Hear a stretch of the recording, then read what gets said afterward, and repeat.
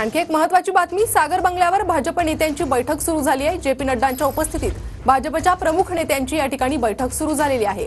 फडणवीस, भूपेंद्र यादव, दानवे, पंकजा मुंडे आणि शेलार या बैठकीला उपस्थित आहे। तर आगामी विधानसभा निवडणुकांबाबत या बैठकीत चर्चा होणार आहे।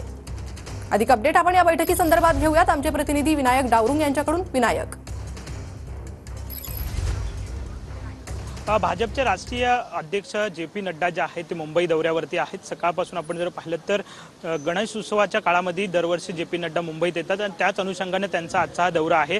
सागर बंगल्यावरती गणपती बाप्पाचं दर्शन घेतल्यानंतर भाजपच्या प्रमुख नेत्यांसोबत बैठक जी आहे ती सुरू झालेली आहे। त्या बैठकीला स्वतः देवेंद्र फडणवीस उपस्थित आहेत आणि कोर कमिटीतले काही सदस्य आहेत, पंकजा मुंडे, रावसाहेब दानवे असे प्रमुख जे चेहरे, प्रमुख नेते आहेत हे बैठकीला उपस्थित आहेत। भाजपने एक रोडमॅप जो आहे तो आगामी विधानसभेचा तयार केलेला आहे। या रोडमॅपवरचं काम कशा पद्धतीने सध्या सुरू आहे, कशा पद्धतीने नेरेटिव्ह भाजप सेट करते राज्यामध्ये आणि आगामी निवडणुकीची तयारी कशा पद्धतीने सुरू आहे, प्रत्येक कार्यकर्त्याला जे काम विधानसभेच्या अनुषंगाने दिलेलं आहे ते कुठपर्यंत पोहोचलेलं आहे, या सगळ्या बाबींचा आढावा जो आहे तो आजच्या बैठकीत या घेतला जाणार आहे। ही बैठक जी आहे ती सध्या सागर बंगल्यावरती सुरू झालेला आहे।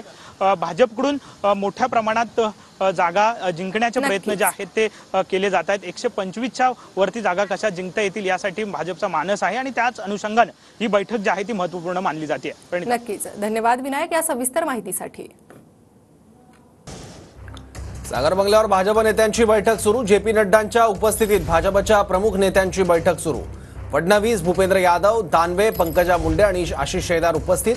आगामी विधानसभा निवडणुकांबाबत या बैठकीत चर्चा होते आहे।